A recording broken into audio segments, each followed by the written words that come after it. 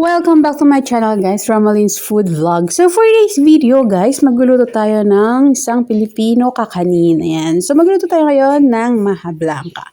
So let's start cooking guys!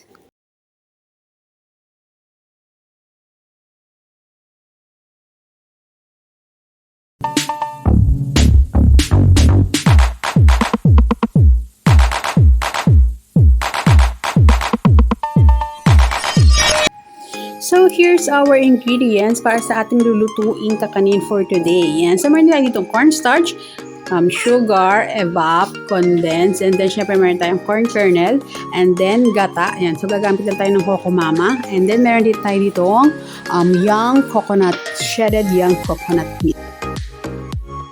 So, prepare lang natin yung ating gagamiting mixing bowl. Ayan. So, guys, lalagay natin dito yung ating 2 cup ng ating cornstarch kasi i-dissolve natin siya sa tubig.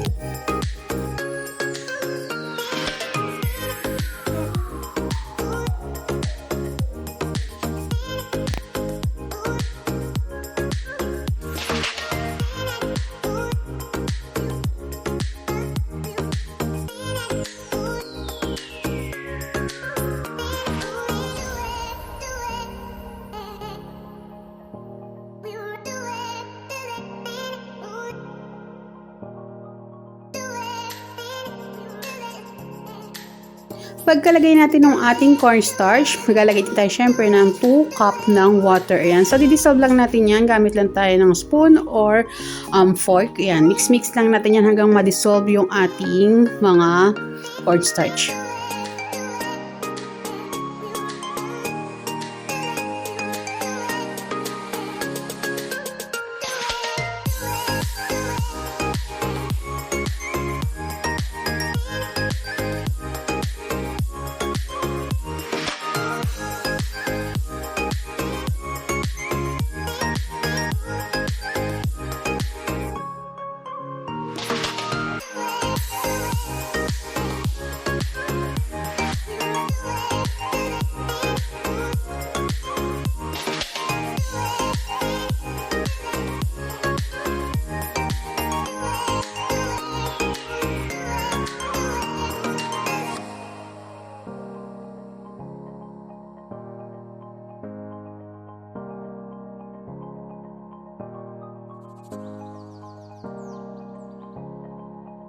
After natin ma-dissolve yung ating mixture, so set aside lang natin yon, and then prepare natin yung ating yolk.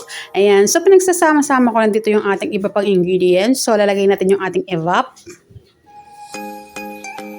Then syempre follow natin yung ating condensed milk.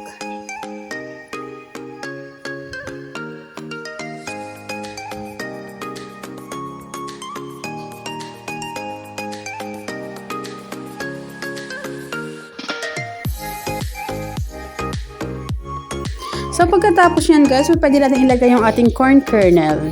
So, pwede rin tayong gumamit ng ating other na corn.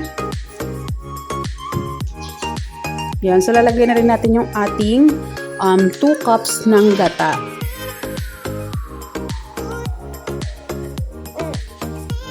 And then, maglalagay din tayo ng 2 cups ng water ulit.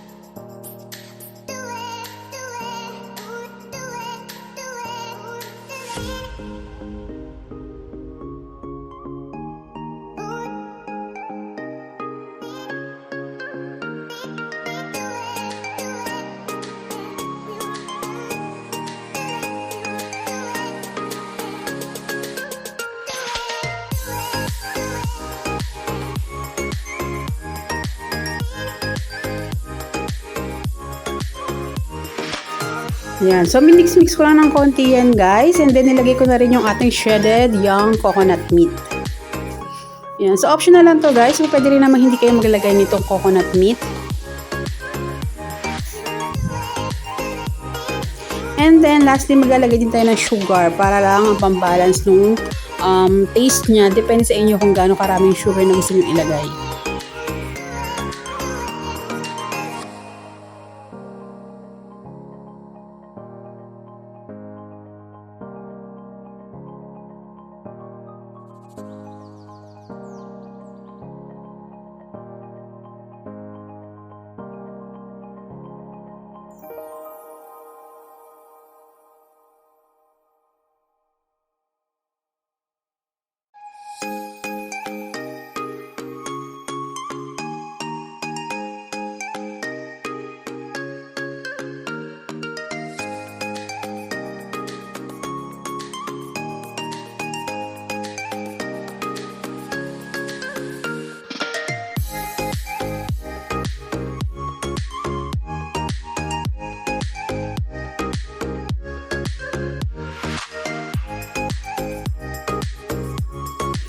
So yan guys, so binuksan ko na yung apoy niyan. So nag-start na tayo dyan. And syempre pagka medyo okay na, medyo simmer na siya, pwede natin ilagay yung ating mixture na tinabi kanina.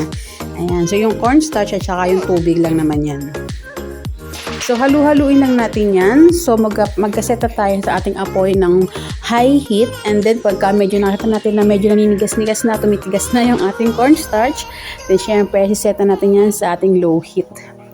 Dahil baka masunog naman yung ating nilulutong maha.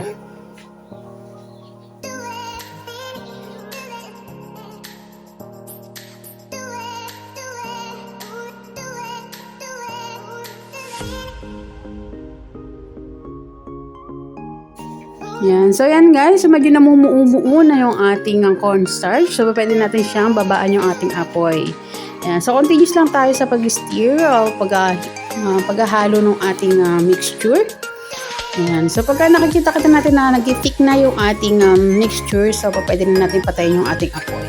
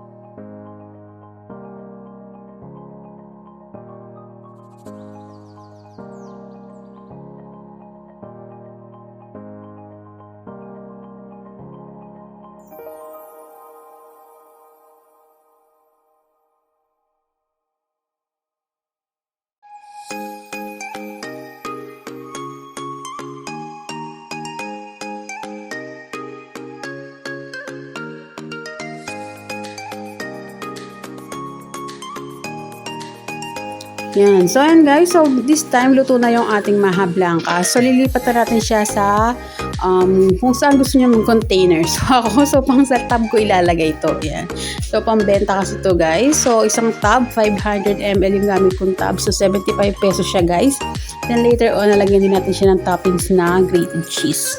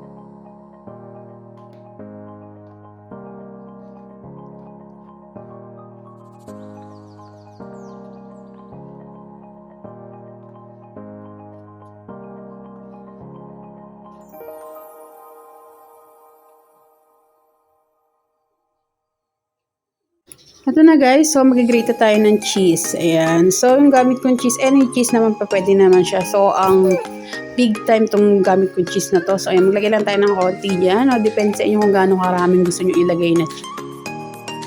So kung hindi pala ako naggawa dito sa may round na tub ko, so makagawa ako ng 8 pieces na tub. So kung bebenta ko yun ng 75 pesos, ay kikita naman ako ng 600 pesos. So more or less naman ang gastos ko dito ay yung 400 pesos lang. So may tubo pa tayo na 200 pesos. So ayan lang guys.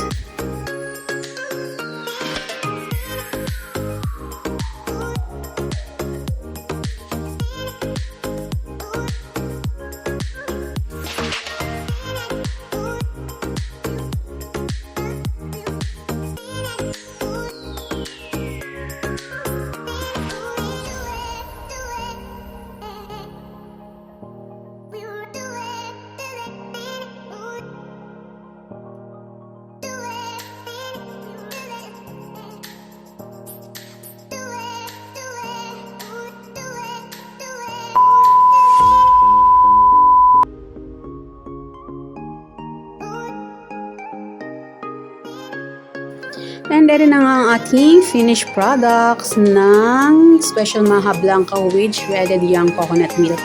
Ayan. So, thank you for watching guys. Stay tuned for my next vlog. And thank you for watching. Thank you for supporting guys.